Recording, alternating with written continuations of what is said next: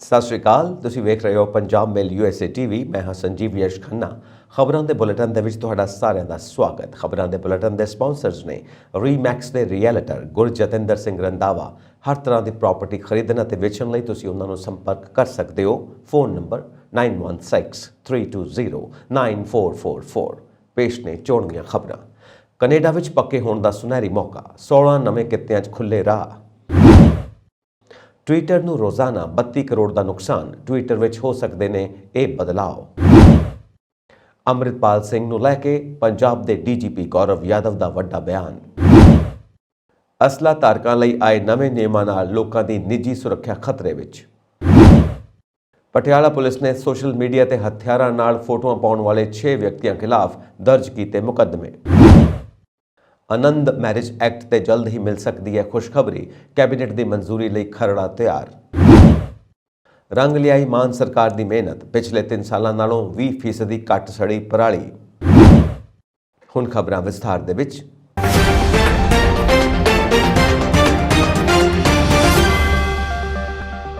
Canada ਜਾਣ ਦੇ ਚਾਹਵਾਨ ਭਾਰਤੀਆਂ ਲਈ ਚੰਗੀ ਖਬਰ ਹੈ। ਕੈਨੇਡਾ ਸਰਕਾਰ ਨੇ ਕਿਹਾ ਕਿ ਉਹ ਉਹਨਾਂ ਪ੍ਰਵਾਸੀਆਂ ਦਾ ਸਵਾਗਤ ਕਰਨ ਲਈ ਕੰਮ ਕਰ ਰਹੀ ਹੈ ਜੋ ਦੇਸ਼ ਦੀ ਆਰਥਿਕਤਾ ਲਈ ਲੋੜੀਂਦੇ ਹੁਨਰਾਂ ਨੂੰ ਲੈ ਕੇ ਆਉਂਦੇ ਨੇ ਤਾਂ ਜੋ ਕਾਮਿਆਂ ਦੀ ਗੰਭੀਰ ਘਾਟ ਨੂੰ ਪੂਰਾ ਕੀਤਾ ਜਾ ਸਕੇ। ਇਸ ਦੇ ਤਹਿਤ ਕੈਨੇਡਾ ਦੇ ਇਮੀਗ੍ਰੇਸ਼ਨ, ਰਿਫਿਊਜੀਜ਼ ਅਤੇ ਸਿਟੀਜ਼ਨਸ਼ਿਪ ਮੰਤਰੀ ਸੀਨ ਫਰੇਜ਼ਰ ਨੇ ਐਕਸਪ੍ਰੈਸ ਐਂਟਰੀ ਸਿਸਟਮ ਦੇ ਤਹਿਤ ਪ੍ਰਬੰਧਿਤ ਇਮੀਗ੍ਰੇਸ਼ਨ ਪ੍ਰੋਗਰਾਮਾਂ ਲਈ ਨੈਸ਼ਨਲ ਐਕੂਪੇਸ਼ਨਲ ਵਰਗੀਕਰਨ NOC 2021 ਨੂੰ ਲਾਗੂ ਕਰਨ ਦਾ ਐਲਾਨ ਕੀਤਾ।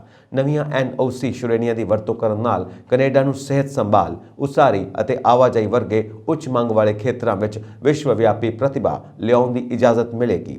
ਨਰਸ ਸਹਾਇਕ, ਲੰਬੇ ਸਮੇਂ ਦੀ ਦੇਖਭਾਲ ਲਈ ਸਹਾਇਕ, ਹਸਪਤਾਲ ਦੇ ਸੇਵਾਦਾਰ, ਐਲੀਮੈਂਟਰੀ ਅਤੇ ਸੈਕੰਡਰੀ ਸਕੂਲ ਅਧਿਆਪਕ ਸਹਾਇਕ ਅਤੇ ਟਰਾਂਸਪੋਰਟ ਟਰੱਕ ਡਰਾਈਵਰ ਹੁਣ ਐਕਸਪ੍ਰੈਸ ਐਂਟਰੀ ਵਿੱਚ ਸ਼ਾਮਿਲ ਕੀਤੇ ਗਏ ਨੇ। 16 ਕਿੱਤਿਆਂ ਵਿੱਚੋਂ ਕੁਝ ਦੀਆਂ ਉਦਾਹਰਨਾਂ ਨੇ। NOC ਪ੍ਰਣਾਲੀ ਦੀ ਵਰਤੋਂ ਕੈਨੇਡੀਅਨ ਲੇਬਰ ਮਾਰਕੀਟ ਵਿੱਚ ਸਾਰੀਆਂ ਨੌਕਰੀਆਂ ਨੂੰ ਟਰੈਕ ਕਰਨ ਅਤੇ ਸ਼੍ਰੇਣੀਬੱਧ ਕਰਨ ਲਈ ਕੀਤੀ ਜਾਂਦੀ ਹੈ ਅਤੇ ਆਰਥਿਕਤਾ ਅਤੇ ਕੰਮ ਦੀ ਪ੍ਰਕਿਰਤੀ ਵਿੱਚ ਤਬਦੀਲੀਆਂ ਨੂੰ ਦਰਸਾਉਣ ਲਈ ਅਪਡੇਟ ਕੀਤੀ ਜਾਂਦੀ ਹੈ। ਇਸ ਅਪਡੇਟ ਰਾਹੀਂ 16 ਕਿੱਤੇ ਜੋ ਪਹਿਲਾਂ ਯੋਗ ਨਹੀਂ ਸਨ ਹੁਣ ਸਥਾਈ ਨਿਵਾਸ ਲਈ ਵਿਸਤ੍ਰਿਤ ਮਾਰਗਾਂ ਤੋਂ ਲਾਭ ਲੈ ਸਕਦੇ ਨੇ। ਮੰਤਰੀ ਨੇ ਕਿਹਾ ਕਿ ਮੈਂ ਇਹਨਾਂ ਇਨ ਡਿਮਾਂਡ ਵਰਕਰਾਂ ਲਈ ਕੈਨੇਡਾ ਵਿੱਚ ਸਥਾਈ ਨਿਵਾਸ ਲਈ ਵਿਸਤ੍ਰਿਤ ਮਾਰਗਾਂ ਦੀ ਘੋਸ਼ਣਾ ਕਰਕੇ ਬਹੁਤ ਖੁਸ਼ ਹਾਂ। ਨੈਸ਼ਨਲ ਆਕੂਪੇਸ਼ਨਲ ਵਰਗੀਕਰਨ NOC ਕੈਨੇਡਾ ਵਿੱਚ ਕਿੱਤਿਆਂ ਲਈ ਰਾਸ਼ਟਰੀ ਸੰਦਰਭ ਹੈ। ਇਹ ਇੱਕ ਵਿਵਸਥਿਤ ਵਰਗੀਕਰਨ ਢਾਂਚਾ ਪ੍ਰਦਾਨ ਕਰਦਾ ਹੈ ਜੋ ਕਿ ਲੇਬਰ ਮਾਰਕੀਟ ਜਾਣਕਾਰੀ ਅਤੇ ਰੋਜ਼ਗਾਰ ਸੰਬੰਧਤ ਪ੍ਰੋਗਰਾਮ ਪ੍ਰਸ਼ਾਸਨ ਲਈ ਕਿੱਤਾ ਮੁਖੀ ਡੇਟਾ ਨੂੰ ਇਕੱਤਰ ਕਰਨ, ਵਿਸ਼ਲੇਸ਼ਣ ਕਰਨ ਅਤੇ ਪ੍ਰਸਾਰਿਤ ਕਰਨ ਲਈ ਕੈਨੇਡਾ ਵਿੱਚ ਕਿੱਤਾ ਮੁਖੀ ਗਤੀਵਿਧੀਆਂ ਦੀ ਪੂਰੀ ਸ਼੍ਰੇਣੀ ਨੂੰ ਸ਼੍ਰੇਣੀਬੱਧ ਕਰਦਾ ਹੈ। ਕਿੱਤਾ ਮੁਖੀ ਜਾਣਕਾਰੀ, ਲੇਬਰ ਮਾਰਕੀਟ ਅਤੇ ਕੈਰੀਅਰ ਇੰਟੈਲੀਜੈਂਸ, ਹੁਨਰ ਵਿਕਾਸ, ਕਿੱਤਾ ਮੁਖੀ ਪੂਰਵ ਅਨੁਮਾਨ, ਲੇਬਰ ਸਪਲਾਈ ਅਤੇ ਮੰਗ ਵਿਸ਼ਲੇਸ਼ਣ, ਰੋਜ਼ਗਾਰ ਇਕੁਇਟੀ ਅਤੇ ਕਈ ਹੋਰ ਪ੍ਰੋਗਰਾਮਾਂ ਅਤੇ ਸੇਵਾਵਾਂ ਦਾ ਸਮਰਥਨ ਕਰਦੀ ਹੈ। ਇਮੀਗ੍ਰੇਸ਼ਨ, ਰਿਫਿਊਜੀਜ਼ ਅਤੇ ਸਿਟੀਜ਼ਨਸ਼ਿਪ ਕੈਨੇਡਾ ਆਪਣੇ ਅਸਥਾਈ ਅਤੇ ਸਥਾਈ ਨਿਵਾਸ ਪ੍ਰੋਗਰਾਮਾਂ ਦੇ ਤਹਿਤ ਕਿੱਤਾ ਮੁਖੀ ਯੋਗਤਾ ਦੇ ਮਾਪਦੰਡਾਂ ਨੂੰ ਨਿਰਧਾਰਿਤ ਕਰਨ ਅਤੇ ਮੁਲਾਂਕਣ ਕਰਨ ਲਈ NOC ਦੀ ਵਰਤੋਂ ਕਰਦਾ ਹੈ। ਟਵਿੱਟਰ ਦੇ ਨਵੇਂ ਮਾਲਕ ਐਲਨ ਮਸਕ ਕੰਪਨੀ ਤੋਂ ਅੱਗੇ ਹੋਰ ਵੀ ਕਰਮਚਾਰੀਆਂ ਨੂੰ ਕੱਢਣ ਦੀ ਯੋਜਨਾ ਬਣਾ ਰਹੇ ਨੇ। ਬਲੂਮਬਰਗ ਦੀ ਇੱਕ ਰਿਪੋਰਟ ਅਨੁਸਾਰ 2 ਦਿਨ ਪਹਿਲਾਂ ਟਵਿੱਟਰ ਕਈ ਇੰਜੀਨੀਅਰਾਂ ਦੇ ਵੱਡੇ ਪੈਮਾਨੇ ਤੇ ਅਸਤੀਫਿਆਂ ਤੋਂ ਬਾਅਦ ਹੁਣ ਐਲਨ ਮਸਕ ਸੇਲਸ ਅਤੇ ਪਾਰਟਨਰਸ਼ਿਪ ਡਿਪਾਰਟਮੈਂਟ ਦੇ ਕਰਮਚਾਰੀਆਂ ਨੂੰ ਕੰਪਨੀ ਤੋਂ ਬਾਹਰ ਕੱਢਣ ਲਈ ਨਿਸ਼ਾਨਾ ਬਣਾ ਰਹੇ ਨੇ। ਇਸ ਦੌਰਾਨ ਹਾਲ ਹੀ ਵਿੱਚ ਮਸਕ ਨੇ ਟਵੀਟ ਕੀਤਾ। ਟਵਿੱਟਰ ਇਸ ਅਲਾਈਵ 1 ਰਿਪੋਰਟ ਅਨੁਸਾਰ ਐਲਨ ਮਸਕ ਟਵਿੱਟਰ 'ਚੋਂ ਸੈਕੰਡ ਰਾਊਂਡ ਦੀ ਛਾਂਟੀ ਸੋਮਵਾਰ ਨੂੰ ਕਰ ਸਕਦੇ ਨੇ। ਐਲਨ ਮਸਕ ਟਵਿੱਟਰ ਦੇ 7500 ਕਰਮਚਾਰੀਆਂ ਵਿੱਚੋਂ 50% ਤੋਂ ਵੱਧ ਨੂੰ ਪਹਿਲਾਂ ਹੀ ਕੱਢ ਚੁੱਕੇ ਨੇ। 18 ਨਵੰਬਰ ਨੂੰ ਟਵਿੱਟਰ ਦੇ 1200 ਤੋਂ ਵੱਧ ਕਰਮਚਾਰੀਆਂ ਨੇ ਅਸਤੀਫਾ ਦੇ ਦਿੱਤਾ ਸੀ। ਰਿਪੋਰਟਾਂ ਅਨੁਸਾਰ ਸੇਲਸ, ਪਾਰਟਨਰਸ਼ਿਪ ਅਤੇ ਦੂਜੇ ਸਿਮਿਲਰ ਰੋਲਸ ਦੇ ਮੁਕਾਬਲੇ ਵਿੱਚ ਟੈਕਨੀਕਲ ਰੋਲਸ ਵਿੱਚ ਵਧੇਰੇ ਕਰਮਚਾਰੀਆਂ ਨੇ ਕੰਪਨੀ ਦਾ ਬਦਲ ਚੁਣਿਆ ਸੀ। ਇਹ ਸਾਰੇ ਅਸਤੀਫੇ ਐਲਨ ਮਸਕ ਦੇ ਉਸ ਅਲਟੀਮੇਟਮ ਤੋਂ ਬਾਅਦ ਆਏ ਸਨ ਜਿਸ ਵਿੱਚ ਉਹਨਾਂ ਨੇ ਚੇਤਾਵਨੀ ਦਿੱਤੀ ਸੀ ਕਿ ਜ਼ਿਆਦਾ ਦੇਰ ਤੱਕ ਕੰਮ ਕਰਨ ਲਈ ਤਿਆਰ ਰਹੋ ਜਾਂ ਕੰਪਨੀ ਛੱਡੋ। ਟਵਿੱਟਰ ਦੇ ਨਵੇਂ ਬੌਸ ਐਲਨ ਮਸਕ ਨੇ ਇਹਨਾਂ ਅਸਤੀਫਿਆਂ ਤੇ ਕਿਹਾ ਸੀ ਕਿ ਮੈਨੂੰ ਕੋਈ ਪਰਵਾਹ ਨਹੀਂ ਹੈ, ਜੋ ਵਧੀਆ ਮੁਲਾਜ਼ਮ ਨੇ ਉਹ ਨਹੀਂ ਗਏ। ਰਿਪੋਰਟ ਅਨੁਸਾਰ ਐਲਨ ਮਸਕ ਨੇ ਸੇਲਸ ਅਤੇ ਪਾਰਟਨਰਸ਼ਿਪ ਡਿਪਾਰਟਮੈਂਟ ਦੇ ਲੀਡਰਸ ਨੂੰ ਹੋਰ ਜ਼ਿਆਦਾ ਕਰਮਚਾਰੀਆਂ ਨੂੰ ਕੱਢਣ ਲਈ ਕਿਹਾ ਸੀ। ਇਸ ਦੇ ਜਵਾਬ ਵਿੱਚ ਮਾਰਕੀਟਿੰਗ ਸੇਲਸ ਦੀ ਨਿਗਰਾਨੀ ਕਰਨ ਵਾਲੇ ਰੋਬਿਨ ਵੀਲਰ ਪਾਰਟਨਰਸ਼ਿਪ ਦਾ ਮੈਨੇਜਮੈਂਟ ਕਮੈਂਟ ਕਰਨ ਵਾਲੇ ਮੈਗੀ ਸੁਨੀਵੇਕ ਅਜਿਹਾ ਕਰਨ ਤੋਂ ਇਨਕਾਰ ਕਰ ਦਿੱਤਾ ਸੀ। ਇਸ ਦੇ ਨਤੀਜੇ ਵਜੋਂ ਰੌਬਿਨ ਅਤੇ ਮੈਗੀ ਦੋਵਾਂ ਨੂੰ ਨੌਕਰੀ ਤੋਂ ਕੱਢ ਦਿੱਤਾ ਗਿਆ। ਰਿਪੋਰਟ ਵਿੱਚ ਸੂਤਰਾਂ ਦੇ ਹਵਾਲੇ ਨਾਲ ਕਿਹਾ ਗਿਆ ਕਿ ਵੀਲਰ ਨੇ ਵੀ ਇਸ ਮਹੀਨੇ ਦੀ ਸ਼ੁਰੂਆਤ ਵਿੱਚ ਟਵਿੱਟਰ ਛੱਡਣ ਬਾਰੇ ਵਿਚਾਰ ਕੀਤਾ ਸੀ, ਪਰ ਉਦੋਂ ਉਹਨਾਂ ਨੂੰ ਕੰਪਨੀ ਵਿੱਚ ਰੁਕਣ ਲਈ ਰਾਜ਼ੀ ਕਰ ਲਿਆ ਗਿਆ ਸੀ। ਉਹਨਾਂ ਨੇ ਸਪਾਂਸਰਸ ਤੱਕ ਪਹੁੰਚਣ ਦੇ ਆਪਣੇ ਯਤਨਾਂ ਵਿੱਚ ਮਸਕ ਦੀ ਸਹਾਇਤਾ ਕੀਤੀ ਹੈ, ਜੋ ਕਿ ਟਵਿੱਟਰ ਦੀਆਂ ਬਦਲਦੀਆਂ ਤਰਜੀਹਾਂ ਅਤੇ ਟੀਚਿਆਂ ਲਈ ਜ਼ਰੂਰੀ ਸੀ। ਪਰ ਮੁੱਖ ਕੰਪਨੀਆਂ ਨੇ ਐਲਾਨ ਕੀਤਾ ਕਿ ਉਹ ਆਪਣੇ ਟਵਿੱਟਰ ਖਰਚਿਆਂ ਨੂੰ ਰੋਕ ਰਹੀਆਂ ਨੇ। ਵੱਡੇ ਬਦਲਾਵਾਂ 'ਚੋਂ ਲੰਘ ਰਹੇ ਟਵਿੱਟਰ ਐਲਨ ਮਸਕ ਨੂੰ ਅਕਤੂਬਰ ਵਿੱਚ $44 ਬਿਲੀਅਨ ਯਾਨੀ 3.58 ਲੱਖ ਕਰੋੜ ਰੁਪਏ ਵਿੱਚ ਟਵਿੱਟਰ ਨੂੰ ਖਰੀਦਿਆ ਸੀ। ਟਵਿੱਟਰ ਦਾ ਚਾਰਟ ਸੰਭਾਲਣ ਤੋਂ ਬਾਅਦ ਤੋਂ ਐਲਨ ਮਸਕ ਕੰਪਨੀ ਵਿੱਚ ਵੱਡੇ ਬਦਲਾਅ ਕਰਨ ਵਿੱਚ ਰੁੱਝੇ ਹੋਏ ਨੇ। ਕੁਝ ਦਿਨ ਪਹਿਲਾਂ ਉਹਨਾਂ ਨੇ ਛਾਂਟੀ ਦੇ ਪਹਿਲੇ ਰਾਊਂਡ ਵਿੱਚ ਲਗਭਗ 3700 ਕਰਮਚਾਰੀਆਂ ਨੂੰ ਕੱਢ ਦਿੱਤਾ ਸੀ। ਉੱਥੇ ਭਾਰਤ ਵਿੱਚ ਕੰਪਨੀ ਦੇ 90% ਕਰਮਚਾਰੀਆਂ ਨੂੰ ਹਟਾ ਦਿੱਤਾ ਗਿਆ ਸੀ। ਛਾਂਟੀ ਤੇ ਮਸਕ ਨੇ ਕਿਹਾ, ਜਦੋਂ ਕੰਪਨੀ ਨੂੰ ਰੋਜ਼ਾਨਾ $40 ਲੱਖ $32.77 ਕਰੋੜ ਰੁਪਏ ਦਾ ਨੁਕਸਾਨ ਹੋ ਰਿਹਾ ਹੈ ਤਾਂ ਸਾਡੇ ਕੋਲ ਕਰਮਚਾਰੀਆਂ ਨੂੰ ਹਟਾਉਣ ਤੋਂ ਇਲਾਵਾ ਕੋਈ ਬਦਲ ਨਹੀਂ ਹੈ। ਜਿਨ੍ਹਾਂ ਨੂੰ ਵੀ ਕੱਢਿਆ ਗਿਆ ਹੈ ਉਹਨਾਂ ਨੂੰ 3 ਮਹੀਨਿਆਂ ਦਾ ਸੇਵਰੈਂਸ ਦਿੱਤਾ ਗਿਆ ਹੈ, ਜੋ ਕਿ ਕਾਨੂੰਨੀ ਤੌਰ ਤੇ ਦਿੱਤੇ ਜਾਣ ਵਾਲੇ ਅਮਾਉਂਟ ਤੋਂ 50% ਵੱਧ ਹੈ। ਐਲਨ ਮਸਕ ਨੇ ਕੁਝ ਦਿਨ ਪਹਿਲਾਂ ਦੱਸਿਆ ਕਿ ਟਵਿੱਟਰ ਤੇ ਬਲੂ ਟਿਕ ਯਾਨੀ ਵੈਰੀਫਾਈਡ ਅਕਾਊਂਟਸ ਲਈ ਯੂਜ਼ਰ ਨੂੰ ਹੁਣ ਹਰ ਮਹੀਨੇ $8 ਲਗਭਗ 660 ਰੁਪਏ ਦੇਣੇ ਪੈਣਗੇ। ਇਹ ਚਾਰਜ ਸਾਰੇ ਦੇਸ਼ ਵਿੱਚ ਵੱਖ-ਵੱਖ ਹੋਵੇਗਾ। 27 ਅਕਤੂਬਰ ਨੂੰ ਟਵਿੱਟਰ ਨੂੰ ਖਰੀਦਣ ਤੋਂ 5 ਦਿਨ ਬਾਅਦ ਮੰਗਲਵਾਰ ਰਾਤ ਨੂੰ ਐਲਨ ਮਸਕ ਨੇ ਇਹ ਐਲਾਨ ਕੀਤਾ ਸੀ। ਹਾਲਾਂਕਿ ਫਰਜ਼ੀ ਖਾਤਿਆਂ ਦੀ ਵੱਧਦੀ ਗਿਣਤੀ ਕਾਰਨ ਅਜੇ ਇਸ ਸੇਵਾ ਨੂੰ ਰੋਕ ਦਿੱਤਾ ਗਿਆ ਹੈ। 29 ਨਵੰਬਰ ਨੂੰ ਇਹ ਮੁੜ ਲਾਂਚ ਕੀਤੀ ਜਾਵੇਗੀ। ਪੰਜਾਬ ਦੇ ਡੀਜੀਪੀ ਗੌਰਵ ਯਾਦਵ ਨੇ ਅੰਮ੍ਰਿਤਪਾਲ ਸਿੰਘ ਬਾਰੇ ਬੋਲਦਿਆਂ ਕਿਹਾ ਕਿ ਸਾਡੇ ਸੰਵਿਧਾਨ ਵਿੱਚ ਹਰ ਕਿਸੇ ਨੂੰ ਆਪਣੇ ਵਿਚਾਰ ਪ੍ਰਗਟ ਕਰਨ ਦਾ ਅਧਿਕਾਰ ਹੈ। ਅੰਮ੍ਰਿਤਪਾਲ ਸਿੰਘ ਧਰਮ ਪ੍ਰਚਾਰ ਕਰਨ ਲਈ ਆਜ਼ਾਦ ਨੇ, ਪਰ ਜੇਕਰ ਉਹ ਕਾਨੂੰਨ ਦੀ ਉਲੰਘਣਾ ਕਰਦੇ ਨੇ ਤਾਂ ਉਹਨਾਂ ਦੇ ਵਿਰੁੱਧ ਕਾਨੂੰਨ ਮੁਤਾਬਿਕ ਬਣਦੀ ਕਾਰਵਾਈ ਕੀਤੀ ਜਾਵੇਗੀ। ਡੀਜੀਪੀ ਨੇ ਕਿਹਾ ਕਿ ਪੰਜਾਬ ਸਰਕਾਰ ਅਤੇ ਪੁਲਿਸ ਨੇ ਸੋਸ਼ਲ ਮੀਡੀਆ ਤੇ ਭੜਕਾਊ ਬਿਆਨਾਂ ਅਤੇ ਅਜਿਹੀਆਂ ਵੀਡੀਓਜ਼ ਅਪਲੋਡ ਕਰਨ ਤੇ ਪਾਬੰਦੀ ਲਗਾਈ ਹੈ ਅਤੇ ਸਾਰਿਆਂ ਨੂੰ ਇਸ ਦੀ ਪਾਲਣਾ ਕਰਨੀ ਪਵੇਗੀ। ਪਿਛਲੇ ਦਿਨੀ ਚਰਚ ਤੇ ਹੋਏ ਹਮਲੇ ਦਾ ਜ਼ਿਕਰ ਕਰਦਿਆਂ ਉਹਨਾਂ ਕਿਹਾ ਕਿ SIT ਵੱਲੋਂ ਇਸ ਦੀ ਜਾਂਚ ਕੀਤੀ ਜਾ ਰਹੀ ਹੈ ਅਤੇ ਜਲਦੀ ਹੀ ਇਸ ਮਾਮਲੇ ਨੂੰ ਹੱਲ ਕਰ ਲਿਆ ਜਾਵੇਗਾ। ਡੀਜੀਪੀ ਯਾਦਵ ਨੇ ਕਿਹਾ ਕਿ ਪੰਜਾਬ ਸਰਹੱਦੀ ਸੂਬਾ ਹੈ ਅਤੇ ਸਰਹੱਦ ਪਾਰੋਂ ਪੰਜਾਬ ਵਿੱਚ ਹਥਿਆਰ ਅਤੇ ਨਸ਼ੀਲੇ ਪਦਾਰਥ ਭੇਜੇ ਜਾਂਦੇ ਨੇ। ਸਰਹੱਦ ਤੇ ਮੁੱਖ ਕੰਮ BSF ਇਹ ਕੰਮ ਪੰਜਾਬ ਪੁਲਿਸ ਵੱਲੋਂ ਕੀਤਾ ਜਾ ਰਿਹਾ ਹੈ ਅਤੇ ਪੰਜਾਬ ਪੁਲਿਸ ਇਸ ਵਿੱਚ ਪੂਰਾ ਸਹਿਯੋਗ ਦੇ ਰਹੀ ਹੈ। ਅੰਤਰਰਾਸ਼ਟਰੀ ਸਰਹੱਦ ਦੇ ਨੇੜੇ ਰੱਖਿਆ ਦੀ ਦੂਜੀ ਲਾਈਨ ਨੂੰ ਮਜ਼ਬੂਤ ਕੀਤਾ ਗਿਆ ਹੈ। ਇਹਨਾਂ ਥਾਵਾਂ ਤੇ ਪੁਲਿਸ ਮੁਲਾਜ਼ਮਾਂ ਦੀ ਗਿਣਤੀ ਵੀ ਵਧਾ ਦਿੱਤੀ ਗਈ ਹੈ। ਪਿਛਲੇ ਦਿਨੀ ਭਗਵੰਤ ਮਾਨ ਦੀ ਸਰਕਾਰ ਵੱਲੋਂ ਨਵੇਂ ਅਸਲਾ ਲਾਇਸੈਂਸ ਬਣਾਉਣ ਲਈ 3 ਮਹੀਨੇ ਦੀ ਰੋਕ ਅਤੇ ਪੁਰਾਣੇ ਅਸਲਾ ਧਾਰਕਾਂ ਦੀ ਵੈਰੀਫਿਕੇਸ਼ਨ ਸੰਬੰਧੀ ਆਏ ਨਵੇਂ ਨਿਯਮਾਂ ਨਾਲ ਬਹੁਤ ਸਾਰੇ ਲੋਕਾਂ ਦੀ ਨਿੱਜੀ ਸੁਰੱਖਿਆ ਖਤਰੇ ਵਿੱਚ ਪੈ ਸਕਦੀ ਹੈ। ਪੰਜਾਬ ਵਿੱਚ ਅਮਨ ਕਾਨੂੰਨ ਦੀ ਮੌਜੂਦਾ ਸਥਿਤੀ ਦਿਨ-ਬ-ਦਿਨ ਬਦਤਰ ਹੋ ਰਹੀ ਹੈ। ਆਏ ਦਿਨ ਹੋ ਰਹੀ ਕਤਲੋ-ਗਾਰਤ ਨੇ ਪੰਜਾਬ ਵਿੱਚ ਦਹਿਸ਼ਤ ਦਾ ਮਾਹੌਲ ਬਣਾ ਦਿੱਤਾ ਹੈ। ਪੰਜਾਬ ਪੁਲਿਸ ਲੋਕਾਂ ਦੀ ਸੁਰੱਖਿਆ ਕਰਨ ਵਿੱਚ ਫੇਲ ਸਾਬਿਤ ਹੋ ਰਹੀ ਹੈ। ਪੰਜਾਬ ਦਾ ਮਾਹੌਲ ਕੁਝ ਇਸ ਤਰ੍ਹਾਂ ਦਾ ਬਣ ਚੁੱਕਾ ਹੈ ਕਿ ਜੇਕਰ ਤੁਸੀਂ ਆਪਣੀ ਸੁਰੱਖਿਆ ਚਾਹੁੰਦੇ ਹੋ ਤਾਂ ਪੁਲਿਸ ਤੋਂ ਉਮੀਦ ਨਾ ਰੱਖੋ, ਬਲਕਿ ਆਪਣੀ ਸੁਰੱਖਿਆ ਲਈ ਖੁਦ ਲਾਇਸੈਂਸੀ ਹਥਿਆਰ ਰੱਖਣੇ ਪੈਣਗੇ। ਮੌਜੂਦਾ ਪੰਜਾਬ ਪੁਲਿਸ ਦੀ ਬੇਵਸੀ ਤੋਂ ਸਾਫ਼ ਝਲਕ ਮਿਲਦੀ ਹੈ, ਕਿਉਂਕਿ ਥਾਣਿਆਂ ਵਿੱਚ ਮੁਲਾਜ਼ਮ ਬਹੁਤ ਘੱਟ ਨੇ ਅਤੇ ਪੁਲਿਸ ਮੁਲਾਜ਼ਮਾਂ ਦਾ ਵੱਡਾ ਹਿੱਸਾ ਮੁੱਖ ਮੰਤਰੀ, ਉਸ ਦੇ ਪਰਿਵਾਰ, ਮੰਤਰੀ ਅਤੇ MLA ਦੀ ਸੁਰੱਖਿਆ ਵਿੱਚ ਤਾਇਨਾਤ ਨੇ। ਆਮ ਲੋਕਾਂ ਵਿੱਚ ਇਸ ਗੱਲ ਦਾ ਵੀ ਡਰ ਹੈ ਕਿ ਸਰਕਾਰ ਵਿਰੋਧੀ ਵਿਚਾਰਧਾਰਾ ਵਾਲੇ ਲੋਕਾਂ ਦੇ ਅਸਲਾ ਲਾਇਸੈਂਸ ਰੱਦ ਕਰਕੇ ਉਹਨਾਂ ਦੀ ਜਾਨ ਜ਼ੋਖਿਮ ਵਿੱਚ ਪਾਈ ਜਾ ਸਕਦੀ ਹੈ। ਪਿਛਲੇ ਦਿਨੀ ਸਿੱਧੂ ਮੂਸੇਵਾਲਾ ਦੀ ਸੁਰੱਖਿਆ ਘਟਾਉਣ ਦੇ ਮਾਮਲੇ ਨੂੰ ਲੀਕ ਹੋਣ ਨਾਲ ਪੰਜਾਬ ਪਹਿਲਾਂ ਹੀ ਬਹੁਤ ਵੱਡਾ ਘਾਟਾ ਖਾ ਚੁੱਕਾ ਹੈ। ਹੁਣ ਜੇਕਰ ਕਿਸੇ ਵਿਅਕਤੀ ਦਾ ਅਸਲਾ ਲਾਇਸੈਂਸ ਰੱਦ ਕਰ ਦਿੱਤਾ ਜਾਵੇਗਾ ਤਾਂ ਗੈਂਗਸਟਰਾਂ ਨੂੰ ਉਹਨਾਂ ਲੋਕਾਂ ਨੂੰ ਟਾਰਗੇਟ ਕਰਨਾ ਹੋਰ ਵੀ ਸੌਖਾ ਹੋ ਜਾਵੇਗਾ। ਆਮ ਲੋਕਾਂ ਦਾ ਇਹ ਵੀ ਕਹਿਣਾ ਹੈ ਕਿ ਜੋ ਭਗਵੰਤ ਮਾਨ ਕਦੇ ਬਾਦਲਾਂ ਕੈਪਟਨਾਂ ਦੀ ਸਿਕਿਉਰਿਟੀ ਉੱਪਰ ਤੰਜ ਕੱਸਦੇ ਸਨ, ਅੱਜ ਆਪਣੀ ਸੁਰੱਖਿਆ ਵਿੱਚ 800 ਤੋਂ ਵੱਧ ਮੁਲਾਜ਼ਮਾਂ ਨੂੰ ਲਾ ਕੇ ਲੋਕਾਂ ਨੂੰ ਮੂਰਖ ਬਣਾ ਰਹੇ ਨੇ। ਜੇਕਰ ਪੰਜਾਬ ਸਰਕਾਰ ਲੋਕਾਂ ਦੀ ਸੁਰੱਖਿਆ ਤੋਂ ਅਸਮਰਥ ਹੈ ਤਾਂ ਲੋਕਾਂ ਨੂੰ ਸੁਰੱਖਿਆ ਤੋਂ ਨਿਹੱਤੇ ਕਰਨ ਨਾਲੋਂ ਅਸਲਾ ਲਾਇਸੈਂਸ ਉੱਪਰ ਬਣੇ ਨਵੇਂ ਨਿਯਮਾਂ ਉੱਪਰ ਦੁਬਾਰਾ ਵਿਚਾਰ ਕਰਨਾ ਚਾਹੀਦਾ ਹੈ, ਕਿਉਂਕਿ ਪੰਜਾਬ ਵਿੱਚ ਜਿੰਨੀਆਂ ਵੀ ਵੱਡੀਆਂ ਵਾਰਦਾਤਾਂ ਹੋਈਆਂ ਨੇ ਉਹ ਵਾਰਦਾਤਾਂ ਲਾਇਸੈਂਸੀ ਹਥਿਆਰਾਂ ਨਾਲ ਨਹੀਂ ਬਲਕਿ ਗੈਰ ਕਾਨੂੰਨੀ ਹਥਿਆਰਾਂ ਨਾਲ ਹੀ ਹੋਈਆਂ ਨੇ। ਪੰਜਾਬ ਨਾਲ ਮੋਹ ਰੱਖਣ ਵਾਲੇ ਕੁਝ ਸੂਝਵਾਨ ਲੋਕਾਂ ਨੇ ਇਹ ਵੀ ਕਿਹਾ ਕਿ ਜੋ ਲੋਕ ਭੜਕਾਊ ਭਾਸ਼ਣ ਦੇ ਕੇ ਪੰਜਾਬ ਦਾ ਮਾਹੌਲ ਖਰਾਬ ਕਰ ਰਹੇ ਨੇ ਉਹਨਾਂ ਨੂੰ ਤਾਂ ਪੰਜਾਬ ਸਰਕਾਰ ਸੁਰੱਖਿਆ ਮੁਹੱਈਆ ਕਰਵਾ ਰਹੀ ਹੈ, ਬਲਕਿ ਜਿਨ੍ਹਾਂ ਲੋਕਾਂ ਨੂੰ ਸੁਰੱਖਿਆ ਦੀ ਲੋੜ ਹੈ ਉਹਨਾਂ ਨੂੰ ਅਸਲਾ ਲਾਇਸੈਂਸ ਲਈ ਨਵੇਂ ਨਿਯਮਾਂ ਦੇ ਬਹਾਨੇ ਸੁਰੱਖਿਆ ਤੋਂ ਨਿਹੱਤੇ ਕਰਨਾ ਕਿਸੇ ਵੀ ਤਰ੍ਹਾਂ ਦਾ ਇਨਸਾਫ ਨਹੀਂ ਹੈ। सीनियर कप्तान पुलिस पटियाला वरुण शर्मा IPSG ने प्रेस कॉन्फ्रेंस दौरान दस्सिया कि गन कल्चर ਨੂੰ ਪ੍ਰਮੋਟ ਕਰਨ ਵਾਲੇ ਸੋਸ਼ਲ ਮੀਡੀਆ ਤੇ ਹਥਿਆਰਾਂ ਨਾਲ ਫੋਟੋਆਂ ਜਾਂ ਵੀਡੀਓ ਪਾਉਣ ਵਾਲੇ ਅਤੇ ਭੜਕਾਊ ਭਾਸ਼ਣ ਦੇਣ ਵਾਲੇ ਵਿਅਕਤੀਆਂ ਖਿਲਾਫ ਸਖਤ ਕਾਰਵਾਈ ਕਰਨ ਦੀ ਮੁਹਿੰਮ ਚਲਾਈ ਗਈ ਹੈ। ਪਟਿਆਲਾ ਪੁਲਿਸ ਵੱਲੋਂ ਇਸ ਮੁਹਿੰਮ ਤਹਿਤ ਜਾਰੀ ਹਦਾਇਤਾਂ ਦੀ ਸਖਤੀ ਨਾਲ ਪਾਲਣਾ ਕਰਦੇ ਹੋਏ ਹਰਬੀਰ ਸਿੰਘ ਅਟਵਾਲ, ਕਪਤਾਨ ਪੁਲਿਸ ਇਨਵੈਸਟੀਗੇਸ਼ਨ ਅਤੇ ਜਸਵਿੰਦਰ ਸਿੰਘ ਟਿਵਾਣਾ, ਉਪ ਕਪਤਾਨ ਪੁਲਿਸ ਸਿਟੀ 2G ਦੀ ਅਗਵਾਈ ਹੇਠ ਸੋਸ਼ਲ ਮੀਡੀਆ ਤੇ ਹਥਿਆਰਾਂ ਨਾਲ ਫੋਟੋਆਂ ਪਾਉਣ ਅਤੇ ਗਨ ਕਲਚਰ ਪ੍ਰਮੋਟ ਕਰਨ ਵਾਲੇ ਵੱਖ-ਵੱਖ ਵਿਅਕਤੀਆਂ ਦੇ ਖਿਲਾਫ ਕੁੱਲ 15 ਮੁਕੱਦਮੇ ਦਰਜ ਕੀਤੇ ਗਏ ਨੇ। ਆਨੰਦ ਮੈਰਿਜ ਐਕਟ ਨੂੰ ਲੈ ਕੇ ਜਲਦ ਹੀ ਖੁਸ਼ਖਬਰੀ ਮਿਲ ਸਕਦੀ ਹੈ। ਇਸ ਐਕਟ ਵਿੱਚ ਸੋਧ ਲਈ ਖਰੜਾ ਤਿਆਰ ਹੋ ਚੁੱਕਾ ਹੈ ਤੇ ਕੈਬਨਿਟ ਦੀ ਮੀਟਿੰਗ ਵਿੱਚ ਜਲਦ ਹੀ ਇਸ ਤੇ ਫੈਸਲਾ ਲਿਆ ਜਾ ਸਕਦਾ ਹੈ। ਮੁੱਖ ਮੰਤਰੀ ਭਗਵੰਤ ਮਾਨ ਨੇ ਪ੍ਰਕਾਸ਼ ਪੁਰਬ ਵਾਲੇ ਦਿਨ ਆਨੰਦ ਮੈਰਿਜ ਐਕਟ ਨੂੰ ਲੈ ਕੇ ਮੁਕੰਮਲ ਰੂਪ ਵਿੱਚ ਲਾਗੂ ਕਰਨ ਦਾ ਐਲਾਨ ਕੀਤਾ ਸੀ। ਸੀਐਮ ਮਾਨ ਦੇ ਨਿਰਦੇਸ਼ਾਂ ਤੇ ਗ੍ਰਹਿ ਮੰਤਰੀ ਜ਼ਰੂਰੀ ਸੋਧਾਂ ਤੇ ਕੰਮ ਕਰ ਰਹੇ ਨੇ। ਹੁਣ ਮਾਨ ਸਰਕਾਰ ਆਨੰਦ ਮੈਰਿਜ ਐਕਟ ਵਿੱਚ ਸੋਧ ਦੀ ਤਿਆਰੀ ਵਿੱਚ ਜੁਟ ਗਈ ਹੈ। ਸੂਤਰਾਂ ਮੁਤਾਬਿਕ ਆਉਣ ਵਾਲੀ ਕੈਬਨਿਟ ਦੀ ਮੀਟਿੰਗ ਵਿੱਚ ਇਸ ਸੋਧ ਦਾ ਖਰੜੇ ਤੇ ਮੰਤਰੀ ਮੰਡਲ ਦੀ ਮਨਜ਼ੂਰੀ ਲਈ ਜਾਵੇਗੀ।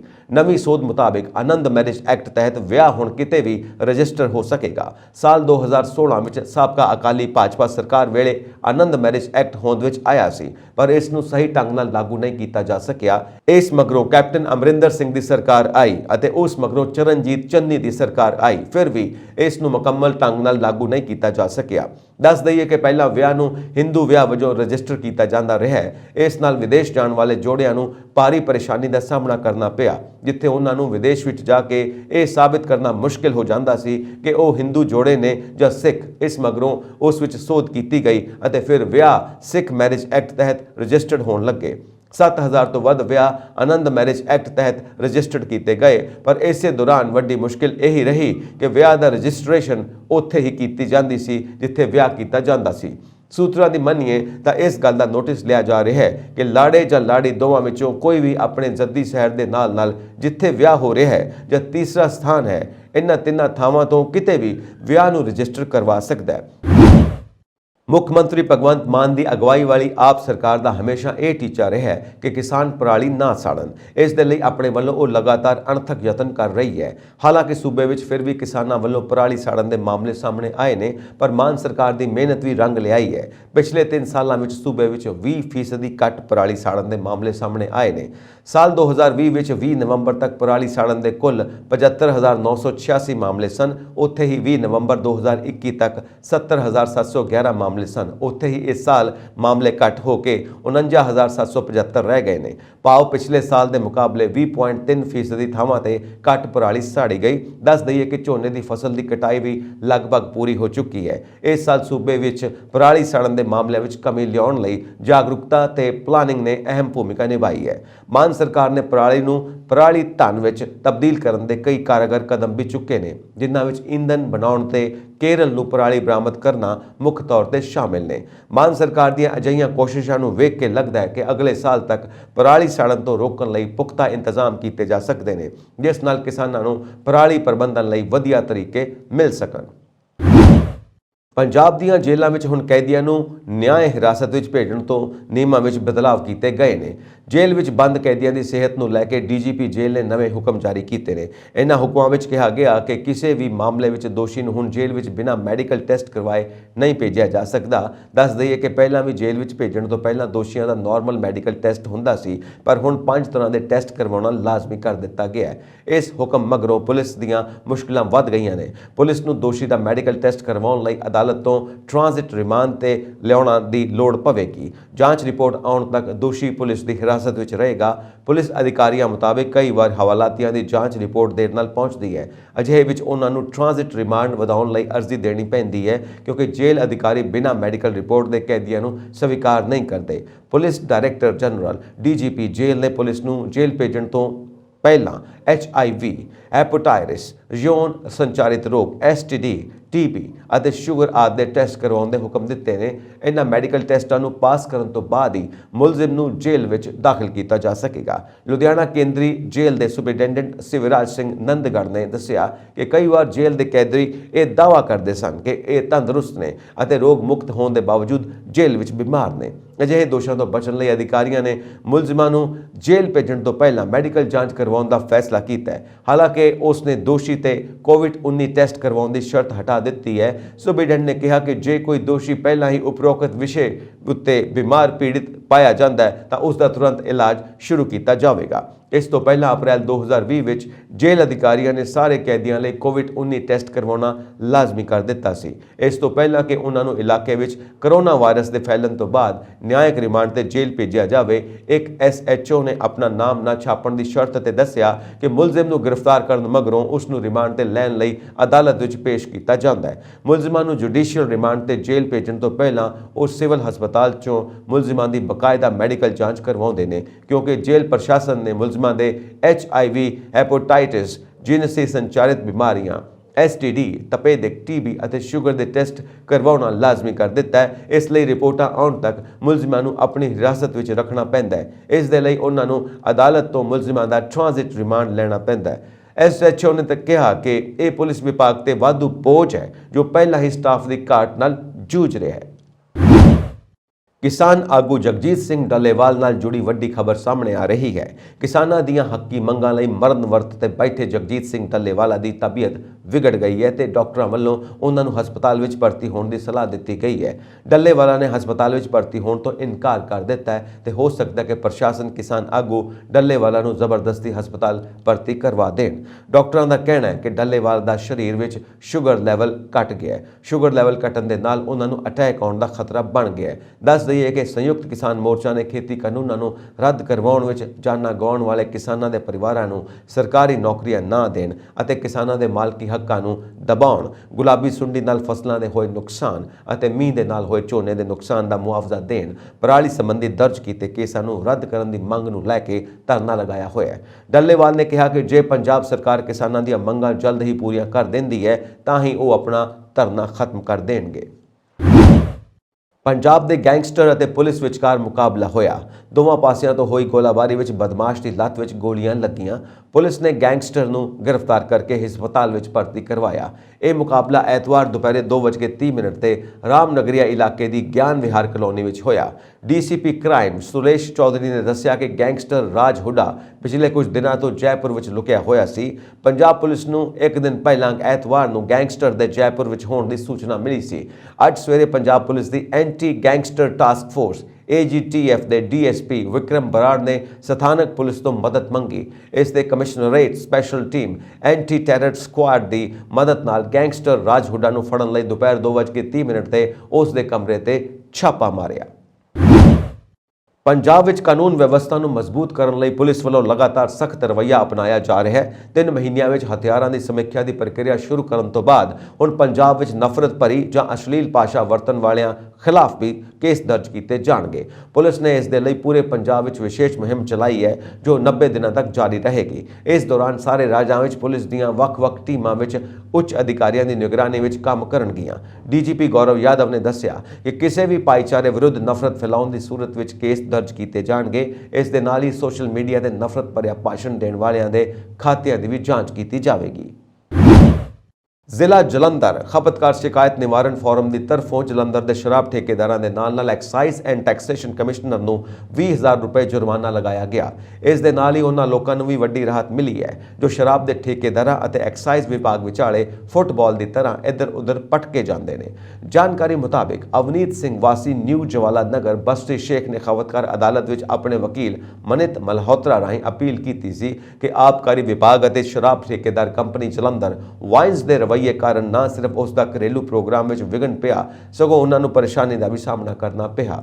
ਅਵਨੀਤ ਸਿੰਘ ਨੇ ਖਪਤਕਾਰ ਅਦਾਲਤ ਵਿੱਚ ਸ਼ਿਕਾਇਤ ਦਿੱਤੀ ਸੀ ਕਿ ਉਹਨਾਂ ਨੇ 11 ਜਨਵਰੀ 2020 ਨੂੰ ਜਲੰਧਰ ਦੇ ਸ਼ਹਿਨਾਈ ਪੈਲੇਸ ਵਿੱਚ ਇੱਕ ਪ੍ਰੋਗਰਾਮ ਰੱਖਿਆ ਸੀ। ਇਹ ਪ੍ਰੋਗਰਾਮ ਉਹਨਾਂ ਦੇ ਪੁੱਤਰ ਦੀ ਲੋਹੜੀ ਦੇ ਸੰਬੰਧ ਵਿੱਚ ਸੀ। ਅਵਨੀਤ ਸਿੰਘ ਨੇ ਸ਼ਿਕਾਇਤ ਵਿੱਚ ਲਿਖਿਆ ਕਿ 7 ਤਰੀਕ ਨੂੰ ਉਹਨਾਂ ਨੇ ਐਕਸਾਈਜ਼ ਐਂਡ ਟੈਕਸੇਸ਼ਨ ਵਿਭਾਗ ਵਿੱਚ ਪਰਮਿਟ ਲਈ 5,000 ਰੁਪਏ ਜਮ੍ਹਾਂ ਕਰਵਾਏ ਜਿਸ ਦੇ ਬਦਲੇ ਵਿੱਚ ਉਸ ਨੂੰ L50 ਲਾਇਸੈਂਸ ਜਾਰੀ ਕਰ ਦਿੱਤਾ ਗਿਆ। ਸ਼ਿਕਾਇਤ ਵਿੱਚ ਅਵਨੀਤ ਸਿੰਘ ਨੇ ਲਿਖਿਆ ਕਿ ਉਹਨਾਂ ਲਾਇਸੈਂਸ ਦੇ ਪੂਰੀ ਜਾਣਕਾਰੀ ਨਹੀਂ ਸੀ ਅਤੇ ਇਸ ਦੇ ਨਾਲ ਹੀ ਉਹਨਾਂ ਜਲੰਧਰ ਵਾਈਨਸ ਤੋਂ ਸ਼ਰਾਬ ਖਰੀਦਣ ਲਈ ਮਜਬੂਰ ਕੀਤਾ ਗਿਆ। ਸ਼ਰਾਬ ਖਰੀਦਣ ਦੇ ਬਦਲੇ ਵਿੱਚ ਜਲੰਧਰ ਵਾਈਨਸ ਨੇ ਉਹਨਾਂ ਨੂੰ ਬਿੱਲ ਵੀ ਜਾਰੀ ਕੀਤਾ ਜਦੋਂ ਕਿ ਬਿੱਲ ਵਿੱਚ ਨਾ ਤਾਂ ਵੈਟ ਅਤੇ ਨਾ ਹੀ ਹੋਰ ਤਰ੍ਹਾਂ ਦੇ ਕਿਸੇ ਟੈਕਸ ਦਾ ਜ਼ਿਕਰ ਕੀਤਾ ਗਿਆ ਸੀ ਜਿਸ ਤੋਂ ਸਾਫ਼ ਜ਼ਾਹਿਰ ਹੁੰਦਾ ਹੈ ਕਿ ਇਸ ਮਾਮਲੇ ਵਿੱਚ ਸਰਕਾਰ ਨਾਲ ਧੋਖਾ ਕੀਤਾ ਜਾ ਰਿਹਾ ਹੈ। ਜਲੰਧਰ ਵਾਈਨ ਨੇ ਵੀ ਨੈਸ਼ਨਲ ਟਾਬਾ ਨਾਮਕ ਦੁਕਾਨ ਤੋਂ ਸ਼ਰਾਬ ਖਰੀਦਣ ਲਈ ਮਜਬੂਰ ਕੀਤਾ। 11 ਜਨਵਰੀ ਨੂੰ ਜਿਸ ਦਿਨ ਪੈਲੇਸ ਵਿੱਚ ਪ੍ਰੋਗਰਾਮ ਸੀ ਉਸ ਦਿਨ ਸ਼ਰਾਬ ਦੀ ਡਿਲੀਵਰੀ ਨਾ ਹੋਣ ਦੀ ਗੱਲ ਕਹੀ ਗਈ ਜਿਸ ਕਾਰਨ ਅਵਨੀਤ ਸਿੰਘ ਨੂੰ ਸ਼ਰਾਬ ਖਰੀਦਣ ਲਈ ਇੱਧਰ-ਉੱਧਰ ਭਟਕਣਾ ਪਿਆ। ਅਵਨੀਤ ਸਿੰਘ ਨੇ ਸ਼ਿਕਾਇਤ ਵਿੱਚ ਇਹ ਵੀ ਕਿਹਾ ਕਿ 11 ਜਨਵਰੀ ਦੀ ਰਾਤ ਨੂੰ ਉਸ ਨੂੰ ਬਹੁਤ ਦੇਰ ਨਾਲ ਸ਼ਰਾਬ ਮੁਹੱਈਆ ਕਰਵਾਈ ਗਈ, ਜਿਸ ਕਾਰਨ ਉਹਨਾਂ ਦੇ ਕਈ ਮਹਿਮਾਨ ਨਾਰਾਜ਼ ਹੋ ਗਏ। ਉਹਨਾਂ ਨੂੰ ਮਹਿਮਾਨਾਂ ਦੇ ਸਾਹਮਣੇ ਨਾਮੋਸ਼ੀ ਝੱਲਣੀ ਪਈ। ਖਪਤਕਾਰ ਫੋਰਮ ਨੇ ਦੋਵਾਂ ਪੱਖਾਂ ਨੂੰ ਸੁਣਨ ਤੋਂ ਬਾਅਦ ਮੰਨਿਆ ਕਿ ਜਲੰਧਰ ਵਾਈਨ ਅਤੇ ਐਕਸਾਈਜ਼ ਐਂਡ ਟੈਕਸੇਸ਼ਨ ਵਿਭਾਗ ਦੀ ਲਾਪਰਵਾਹੀ ਕਾਰਨ ਖਪਤਕਾਰਾਂ ਨੂੰ ਪਰੇਸ਼ਾਨੀਆਂ ਦਾ ਸਾਹਮਣਾ ਕਰਨਾ ਪਿਆ, ਜਿਸ ਲਈ ਫੋਰਮ ਵੱਲੋਂ 20,000 ਰੁਪਏ ਦਾ ਜੁਰਮਾਨਾ ਭਰਪਾਈ ਦੇ ਤੌਰ ਤੇ ਜਲੰਧਰ ਵਾਈਨਸ ਅਤੇ ਐਕਸਾਈਜ਼ ਐਂਡ ਟੈਕਸੇਸ਼ਨ ਕਮਿਸ਼ਨਰ ਨੂੰ ਲਗਾਇਆ ਗਿਆ ਹੈ। ਇਹ ਭਰਪਾਈ 45 ਦਿਨਾਂ ਦੇ ਅੰਦਰ ਦੇਣ ਲਈ ਕਿਹਾ ਗਿਆ ਹੈ। ਕੇਂਦਰ ਸਰਕਾਰ ਵੱਲੋਂ ਪ੍ਰਧਾਨ ਮੰਤਰੀ ਗਰੀਬ ਕਲਿਆਣ ਯੋਜਨਾ ਤਹਿਤ ਕਰੋੜਾਂ ਗਰੀਬ ਪਰਿਵਾਰਾਂ ਨੂੰ ਮੁਫਤ ਰਾਸ਼ਨ ਦਿੱਤਾ ਜਾਂਦਾ ਹੈ। ਇਸ ਸਕੀਮ ਨੂੰ ਕੇਂਦਰ ਨੇ ਪਹਿਲਾਂ ਸਤੰਬਰ ਮਹੀਨੇ ਤੱਕ ਫਿਰ ਦਸੰਬਰ ਮਹੀਨੇ ਤੱਕ ਵਧਾ ਦਿੱਤਾ ਸੀ। ਕੀ ਸਰਕਾਰ ਲਈ ਦਸੰਬਰ ਤੋਂ ਬਾਅਦ ਇਸ ਸਕੀਮ ਨੂੰ ਜਾਰੀ ਰੱਖਣਾ ਸੰਭਵ ਹੈ? ਉਹ ਵੀ ਉਦੋਂ ਜਦੋਂ ਵਿੱਤ ਮੰਤਰਾਲੇ ਦਾ ਖਰਚਾ ਵਿਭਾਗ ਅਤੇ ਨੀਤੀ ਆਯੋਗ ਦੇ ਮੈਂਬਰ ਇਸ ਯੋਜਨਾ ਰਾਹੀਂ ਸਰਕਾਰ ਤੇ ਆਰਥਿਕ ਬੋਝ ਵਧਾਉਣ ਦੇ ਸੰਕੇਤ ਦੇ ਰਹੇ ਨੇ। ਮੀਡੀਆ ਨੂੰ ਦਿੱਤੇ ਗਏ ਇੱਕ ਇੰਟਰਵਿਊ ਵਿੱਚ ਨੀਤੀ ਆਯੋਗ ਦੇ ਮੈਂਬਰ ਮੁਤਾਬਿਕ ਮੁਫਤ ਅਨਾਜ ਪ੍ਰੋਗਰਾਮ ਜਾਰੀ ਰੱਖਣ ਨਾਲ ਸਰਕਾਰੀ ਖਜ਼ਾਨੇ ਤੇ ਭਾਰੀ ਬੋਝ ਪਵੇਗਾ ਅਤੇ ਈਂਧਨ ਦੀਆਂ ਕੀਮਤਾਂ ਤੇ ਵੀ ਅਸਰ ਪਵੇਗਾ। ਇੰਨਾ ਹੀ ਨਹੀਂ, ਨਕਦੀ ਦੀ ਸਪਲਾਈ ਵਿੱਚ ਕਮੀ ਖੇਤੀ ਸੈਕਟਰ ਸਮੇਤ ਸਮੁੱਚੇ ਵਿਕਾਸ ਨੂੰ ਪ੍ਰਭਾਵਿਤ ਕਰ ਸਕਦੀ ਹੈ। ਸਰਕਾਰ ਨੇ ਵਿੱਤੀ ਸਾਲ 2023 ਵਿੱਚ ਖੁਰਾਕ ਸਬਸਿਡੀ ਲਈ 2.07 ਲੱਖ ਕਰੋੜ ਰੁਪਏ ਦਾ ਬਜਟ ਰੱਖਿਆ ਹੈ। ਇਹ ਰਕਮ ਪਿਛਲੇ ਵਿੱਤੀ ਸਾਲ ਦੇ 2.86 ਲੱਖ ਕਰੋੜ ਰੁਪਏ ਤੋਂ ਬਹੁਤ ਘੱਟ ਹੈ। ਖਰਚਾ ਵਿਭਾਗ ਨੇ ਦੱਸਿਆ ਕਿ ਪ੍ਰਧਾਨ ਮੰਤਰੀ ਗਰੀਬ ਕਲਿਆਣ ਅਨਾਜ ਯੋਜਨਾ ਦੇ ਵਿਸਤਾਰ ਨਾਲ ਸਤੰਬਰ ਤੱਕ ਸਬਸਿਡੀ ਬਿੱਲ ਵੱਧ ਕੇ ਲਗਭਗ 2.87 ਲੱਖ ਕਰੋੜ ਰੁਪਏ ਹੋਣ ਦਾ ਅਨੁਮਾਨ ਹੈ। ਇਸ ਯੋਜਨਾ ਨੂੰ ਹੋਰ ਵਧਾ ਕੇ ਚਾਲੂ ਵਿੱਤੀ ਸਾਲ 2022-23 ਵਿੱਚ 80,000 ਕਰੋੜ ਰੁਪਏ ਖਰਚ ਕੀਤੇ ਜਾ ਸਕਦੇ ਨੇ, ਜਿਸ ਨਾਲ ਖੁਰਾਕ ਸਬਸਿਡੀ ਵੱਧ ਕੇ ਲਗਭਗ 3.7 ਲੱਖ ਕਰੋੜ ਰੁਪਏ ਹੋ ਜਾਵੇਗੀ। ਨੀਤੀ ਆਯੋਗ ਦੇ ਮੈਂਬਰ ਦੇ ਅਨੁਸਾਰ ਟੈਕਨੋਲੋਜੀ ਉਤਪਾਦਕਤਾ ਅਤੇ ਵਿਕਾਸ ਲਈ ਮੁੱਖ ਪ੍ਰੇਰਕ ਹੈ। ਵਿਸ਼ਵ ਪੱਧਰ ਤੇ ਖਾਸ ਤੌਰ ਤੇ ਵਿਕਸਿਤ ਦੇਸ਼ਾਂ ਵਿੱਚ ਖੇਤੀਬਾੜੀ ਦੇ ਟੈਕਨੋਲੋਜੀ ਲੈਂਡਸਕੇਪ ਦੇ ਵਿੱਚ ਵੱਡੀਆਂ ਤਬਦੀਲੀਆਂ ਹੋ ਰਹੀਆਂ ਨੇ। ਜੇਕਰ ਅਸੀਂ ਇਸ ਨਾਲ ਤਾਲਮੇਲ ਨਹੀਂ ਰੱਖਦੇ ਤਾਂ ਸਾਨੂੰ ਆਪਣੀ ਮੁਕਾਬਲੇਬਾਜ਼ੀ ਦੇ ਵਾਧੇ ਅਤੇ ਤਾਕਤ ਨੂੰ ਗਵਾਉਣ ਦਾ ਖਤਰਾ ਹੋਵੇਗਾ, ਜਿਵੇਂ ਕਿ ਤੇਲ ਬੀਜਾਂ ਦੇ ਖੇਤਰ ਵਿੱਚ ਪਹਿਲਾਂ ਹੀ ਸਪਸ਼ਟ ਹੋ ਗਿਆ ਹੈ। ਅਸੀਂ ਖੇਤੀਬਾੜੀ ਵਿਗਿਆਨ ਦੇ ਸਰਹੱਦੀ ਖੇਤਰਾਂ ਵਿੱਚ ਨਿਵੇਸ਼ ਵਧਾਉਣਾ ਚਾਹੁੰਦੇ ਹਾਂ ਅਤੇ ਬਾਕੀ ਦੁਨੀਆ ਤੋਂ ਭਾਰਤ ਵਿੱਚ ਮੁਹਾਰਤ ਦੇ ਲੈਟਰਲ ਟ੍ਰਾਂਸਫਰ ਦੀ ਸਹੂਲੀਅਤ ਦੇਣਾ ਚਾਹੁੰਦੇ ਹਾਂ। ਸਾਨੂੰ ਵਿਚਾਰਧਾਰਕ ਆਧਾਰ ਤੇ ਅਜਿਹੇ ਸੁਧਾਰਾਂ ਦਾ ਵਿਰੋਧ ਨਹੀਂ ਕਰਨਾ ਚਾਹੀਦਾ। ਦਸੰਬਰ ਤੋਂ ਬਾਅਦ ਇਸ ਦੇ ਜਾਰੀ ਰਹਿਣ ਨਾਲ ਸਰਕਾਰੀ ਖਜ਼ਾਨੇ ਤੇ ਭਾਰੀ ਵਿੱਤੀ ਬੋਝ ਪਵੇਗਾ, ਜੋ ਮਹਿੰਗਾਈ ਨੂੰ ਵਧਾਉਂਦਾ ਹੈ। ਇਹ ਖੁੱਲੇ ਬਾਜ਼ਾਰ ਵਿੱਚ ਆਮ ਪੱਧਰ ਤੋਂ ਘੱਟ ਕਣਕ ਅਤੇ ਚੌਲਾਂ ਦੀ ਸਪਲਾਈ ਨੂੰ ਵੀ ਘੱਟ ਕਰੇਗਾ, ਜਿਸ ਨਾਲ ਮਹਿੰਗਾਈ ਦਾ ਗੰਭੀਰ ਖਤਰਾ ਪੈਦਾ ਹੋਵੇਗਾ। ਇਸ ਨਾਲ ਹੀ ਅਨਾਜ ਦੀ ਬਰਾਮਦ ਵੀ ਘਟੇਗੀ। ਨੀਤੀ ਆਯੋਗ ਦੇ ਇੱਕ ਮੈਂਬਰ ਅਨੁਸਾਰ ਅਕਤੂਬਰ ਦੇ ਅਖੀਰ ਵਿੱਚ ਬੇਮੌਸਮੀ ਬਾਰਿਸ਼ ਦੇ ਬਾਵਜੂਦ ਸਬਜ਼ੀਆਂ ਅਤੇ ਅਨਾਜ ਦੀਆਂ ਕੀਮਤਾਂ ਵਿੱਚ ਕਮੀ ਆਈ ਹੈ। ਦੇਸ਼ ਵਿੱਚ ਸਭ ਤੋਂ ਵੱਧ ਮਹਿੰਗਾਈ ਖੁਰਾਕ ਅਤੇ ਖਾਦਾਂ ਦੀਆਂ ਵਿਸ਼ਵ ਵਿਆਪੀ ਮਹਿੰਗਾਈ ਦੇ ਕਾਰਨ ਹੈ ਅਤੇ ਉਹਨਾਂ ਕਿਹਾ ਕਿ ਜਦੋਂ ਤੱਕ ਅੰਤਰਰਾਸ਼ਟਰੀ ਕੀਮਤਾਂ ਉੱਚੀਆਂ ਰਹਿੰਦੀਆਂ ਨੇ, ਭਾਰਤੀ ਕੀਮਤਾਂ ਦਬਾਅ ਦੇ ਵਿੱਚ ਰਹਿਣਗੀਆਂ। ਸੰਸਦ ਮੈਂਬਰਾਂ ਅਤੇ ਵਿਧਾਇਕਾਂ ਖਿਲਾਫ ਅਪਰਾਧਿਕ ਕੇਸਾਂ ਦੀ ਗਿਣਤੀ ਵਧ ਰਹੀ ਹੈ। ਇਹ ਜਾਣਕਾਰੀ ਸੋਮਵਾਰ ਨੂੰ ਸੁਪਰੀਮ ਕੋਰਟ ਵਿੱਚ ਦਾਇਰ ਇੱਕ ਰਿਪੋਰਟ ਵਿੱਚ ਸੀਨੀਅਰ ਵਕੀਲ ਵਿਜੇ ਹੰਸਾਰੀਆ ਅਤੇ ਸੁਨੇਹਾ ਕਲਿਤਾ ਨੇ ਦਿੱਤੀ। ਰਿਪੋਰਟ ਵਿੱਚ ਕਿਹਾ ਗਿਆ ਕਿ ਸੰਸਦ ਮੈਂਬਰਾਂ ਅਤੇ ਵਿਧਾਇਕਾਂ ਵਿਰੁੱਧ ਅਜਿਹੇ ਕੇਸਾਂ ਦੀ ਗਿਣਤੀ 5097 ਹੋ ਗਈ ਹੈ। ਪੰਜਾਬ ਵਿੱਚ 91, ਹਿਮਾਚਲ ਵਿੱਚ 70, ਹਰਿਆਣਾ ਵਿੱਚ 48 ਅਤੇ ਚੰਡੀਗੜ੍ਹ ਵਿੱਚ 10 ਕੇਸ ਪੈਂਡਿੰਗ ਨੇ। ਰਿਪੋਰਟ ਵਿੱਚ ਕਿਹਾ ਗਿਆ ਕਿ ਸੰਸਦ ਮੈਂਬਰਾਂ ਵਿਧਾਇਕਾਂ ਦੇ ਖਿਲਾਫ ਕੇਸਾਂ ਦੀ ਗਿਣਤੀ ਵਧ ਰਹੀ ਹੈ ਅਤੇ ਦਸੰਬਰ 2018 ਵਿੱਚ ਪੈਂਡਿੰਗ ਮਾਮਲਿਆਂ ਦੀ ਗਿਣਤੀ 4122 ਸੀ, ਜੋ ਦਸੰਬਰ 2021 ਵਿੱਚ 4974 ਹੋ ਗਈ ਹੈ ਅਤੇ ਨਵੰਬਰ 2022 ਵਿੱਚ ਵੱਧ ਕੇ 5097 ਹੋ ਗਈ। ਹਾਲਾਂਕਿ ਇਸ ਰਿਪੋਰਟ ਵਿੱਚ ਰਾਜਸਥਾਨ, ਉੱਤਰਾਖੰਡ, ਜੰਮੂ ਕਸ਼ਮੀਰ ਅਤੇ ਲੱਦਾਖ ਨੂੰ ਸ਼ਾਮਿਲ ਨਹੀਂ ਕੀਤਾ ਗਿਆ। ਇੱਥੇ ਕੁੱਲ ਪੈਂਡਿੰਗ ਮਾਮਲਿਆਂ ਦੇ ਅੰਕੜੇ ਉਪਲਬਧ ਨਹੀਂ ਨੇ। ਵਕੀਲ ਹੰਸਾਰੀਆ ਨੇ ਦਾਇਰ ਇੱਕ ਪੂਰਕ ਰਿਪੋਰਟ ਵਿੱਚ ਸੁਪਰੀਮ ਕੋਰਟ ਨੂੰ ਇਹ ਜਾਣਕਾਰੀ ਦਿੱਤੀ। ਰਿਪੋਰਟ ਵਿੱਚ ਇਹ ਵੀ ਕਿਹਾ ਗਿਆ ਕਿ ਪੈਂਡਿੰਗ ਕੁੱਲ ਕੇਸਾਂ ਚੋਂ 41% ਕੇਸ 5 ਸਾਲਾਂ ਤੋਂ ਵੱਧ ਪੁਰਾਣੇ ਨੇ। ਬਾਵਜੂਦ ਇਸ ਦੇ ਇਹ ਅਦਾਲਤ ਇਸ ਨਾਲ ਸੰਬੰਧਿਤ ਕੇਸਾਂ ਨਾਲ ਸੰਬੰਧਿਤ ਵਕੀਲ ਅਸ਼ਵਨੀ ਕੁਮਾਰ ਉਪਾਧਿਆਏ ਦੀ ਜਨਹਿਤ ਪਟੀਸ਼ਨ ਨੂੰ ਵੇਖ ਰਹੀ ਹੈ। ਅਦਾਲਤ ਨੇ ਕਾਨੂੰਨ ਨਿਰਮਾਤਾਵਾਂ ਖਿਲਾਫ ਮੁਕੱਦਮੇ ਵਿੱਚ ਤੇਜ਼ੀ ਲਿਆਉਣ ਲਈ ਸਮੇਂ-ਸਮੇਂ ਤੇ ਵੱਖ-ਵੱਖ ਅੰਤਰਿਮ ਆਦੇਸ਼ ਦਿੱਤੇ ਨੇ। 5 ਸਾਲਾਂ ਤੋਂ ਵੱਧ ਸਮੇਂ ਤੋਂ ਪੈਂਡਿੰਗ ਕੇਸਾਂ ਦੀ ਸਭ ਤੋਂ ਵੱਧ ਗਿਣਤੀ ਓਡੀਸ਼ਾ 71% ਵਿੱਚ ਹੈ। ਇਸ ਤੋਂ ਬਾਅਦ ਬਿਹਾਰ 69% ਅਤੇ ਉੱਤਰ ਪ੍ਰਦੇਸ਼ 52%। ਇਸ ਵਿੱਚ ਮੇਘਾਲਿਆ ਦੇ ਅੰਕੜੇ ਸ਼ਾਮਿਲ ਨਹੀਂ ਹਨ ਕਿਉਂਕਿ 4 ਕੇਸ ਪੈਂਡਿੰਗ ਨੇ ਅਤੇ ਇਹ ਸਾਰੇ 5 ਸਾਲ ਤੋਂ ਵੱਧ ਪੁਰਾਣੇ ਨੇ। ਸੁਪਰੀਮ ਕੋਰਟ ਨੇ ਮੌਜੂਦਾ ਅਤੇ ਸਾਬਕਾ ਵਿਧਾਇਕਾਂ ਅਤੇ ਸੰਸਦ ਮੈਂਬਰਾਂ ਖਿਲਾਫ ਮਾਮਲਿਆਂ ਦੀ ਤੁਰੰਤ ਸੁਣਵਾਈ ਲਈ ਦਾਇਰ ਜਨਹਿਤ ਪਟੀਸ਼ਨ ਤੇ ਵਿਚਾਰ ਕਰਨ ਲਈ ਉਪਾਧਿਆਏ ਨੂੰ ਕਿਹਾ ਹੈ। ਇਹ ਸਨ ਅੱਜ ਦੀਆਂ ਮੁੱਖ ਖਬਰਾਂ। ਹੋਰ ਅਪਡੇਟਸ ਦੇ ਲਈ ਵੇਖਦੇ ਰਹੋ ਪੰਜਾਬ ਮੇਲ USA TV। ਸਬਸਕ੍ਰਾਈਬ ਕਰੋ ਪੰਜਾਬ ਮੇਲ USA TV। ਸਤਿ ਸ਼੍ਰੀ ਅਕਾਲ।